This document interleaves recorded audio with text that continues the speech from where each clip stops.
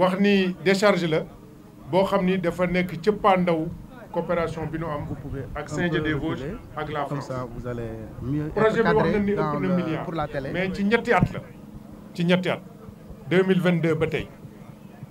formé nañu fi nit ñi pour ñu comprendre les enjeux wu déchet pour ñu xam nu ñuy tonnee mbalit pour ñu xam nu ñuy saytoo mbalit pour ñu xam nu ñu koy collecté pour ñu xam nu ñu koy yóbboo décharge ba ñu xool nu ñuy defee plan yi décharge yu njëkk yi fi nekkoon nga xam ni ay mbëbës la defaraat nañ ko gis ngeen tey fii seen leen benn mbalit te lii ngeen di gis nii mu mel ni ay saleté lii mën na nekk engrais donc yooyu yëpp ñu liggéey ci ak ñoom mais ànd ci nag ak waa France ñi nga xam ni ñoo yoroon mbalitu France ñi nga xam ni ñoo doon liggéey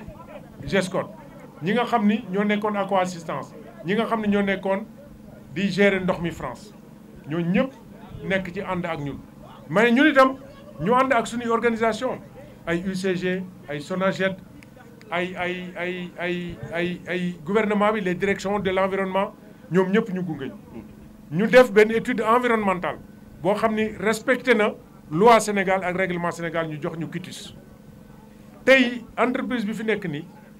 li ñu ko wax mooy ñetti décharge ñetti casier leen waroon def mais bi ñu ñëwee ci cëppaandaw bi li des ci ressources yi matul ñetti casier yi ñu ne leen def ñaari casier mu nekk projet structurant casier yi ci la ñuy def mbalit yi léegi kenn dootul tuur mbalit fenn ci biir dëkk bi lu dul fii ci casier yi ba keroog nag léegi deuxième phase bi ñu war a dem war cee waxtaanaat ak sunu partenaires yi nga xam ni AFD mooy bras armé finance su France fépp fu France yóbbu xaalis ci coopération AFD lay jaar AFD moo dugal xaalis boobu te xaalis boobu du xaalis bu ñu lebal xaalis bu nu ñu may la ngaay jàpp ci ca la mu daan def ci mbalit mu yokk dooleem gouvernement France teg ci xaalis gouvernement Sénégal teg ci xaalis mais loolu nag moo tax ñuy sant bu baax gouvernement bi tey gouvernement bi mënoon na ni ñun kat réew mi dang na dang boo xam ni lan daan teg kat nu mu mën di tollit teguñu ko kon tey France moo joxe li ci ëpp maire yi ngaay li mu ci joxe c'est à peu près autour de 30 millions mais loolu mooy ñun li ñu daan fay aussi suñuy voirie bon gouvernement bi defe naa à peu près 20 000 € ou quelque chose comme ça j'ai pas les chiffres exacts France itam loolu mais AFD moo joxe li ëpp ci xaalis bi te xaalis boobu pour dimbale la waaw xam ngeen kon bu partenariat bi nekkee gagnant-gagnant ñu nag tubaab yi ku nekk respecter sa dignité ak sa souveraineté morom li ñuy def ñu def ko ci li gën a leer sàmm leenu li ñuy sàmm loolu mën naa neex àndandoo parce que àndandoo bi loolu rek la àndandoo moom na rafet rek jekk ku nekk gis ci boppam waaw loolu nag mooy li nga xam ni moom la ñu yaakaar ñun wax nañ ci turu maire bi parce que administration commune administration directe la di xool diggante France ak Sénégal ak yeneen réew yëpp parce que amul privilège u coopération ku ci nekk na doxal li nga xam ni sa réew ne ci gis njariñ réew nag amul ay xarit réew ay njariñi boppam la gën a am moo tax toujours ñuy wax gagnant-gagnant ñii ñoo ngi mel ni ñu nekk seen kër ñun bu demee France dañuy mel ni ku fa nekk ñu jox ñu kàddu ñu wax ñoom bëgg na ñëw installé wu fii mais comme américains yi ñëw nañ fi c'est Lituania ñëw na fi bëgg a installé fii Fès ñëw na fi am nañu coopération ak Mauritanie ñun ñooy benn commune boo xam ni ñun rek ñoo am jumelage ak dëkku Mauritanie kon intégration des peuples et de l'État entre Mauritanie ak Sénégal ci peuple bi lay jaar te peuple boobu ñun le 4 avril dañu recevoir commune Almina mu ñëw fii feeteeg ñun indépendance parce que yàgg nañu presque c'est des relations séculaires avec Maroc ak yeneen réew yi mais Fès ñoo ngi waxtaan ak ñoom pour def jumelage Lituania en Géorgie aux États-Unis Aoud en Roumanie yooyu yëpp ñoo ngi waxtaan ak ñoom parce que dañoo bëgg mais nag ci biir réew mi aussi commencé woon nañu jumelage ak Sokone Mbadakhoune ñoo ngi waxtaan ak yeneen communes yi intercommunal mooy ëllëg France dañuy am intercommunal am ay direction àndandoo di liggéey Sénégal rek ngay gis commune bu nekk war a tëju ci boppam liggéeyal boppam il faut communes yi ànd intercommunal mën naa bañ a nekk ñi taqaloo mais na boo nekk ñi nga xam ne ñoo bokk gis-gis bokk jëm-jëm bokk gëm-gëm mën a àndandoo kon nañ leen àndandoo et l'intercommunal doit être privilégié pour ñu liggéey. Donc je suis Lucille Fischer, chef du projet de mise en place d'un système de gestion des déchets. complet et sécurisé. Donc chef du projet de gestion des déchets de Méret financé par l'Agence française de développement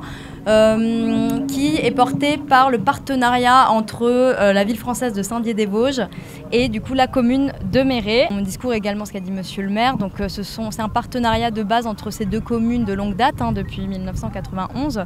D'abord des échanges surtout interculturels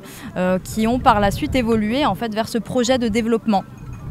Alors la problématique des déchets, ça ne touche pas uniquement le Sénégal, ça touche le monde entier, j'ai envie de dire. Et c'est une chance notamment pour une commune comme Méret de pouvoir avoir un don, une subvention d'1 million d'euros environ.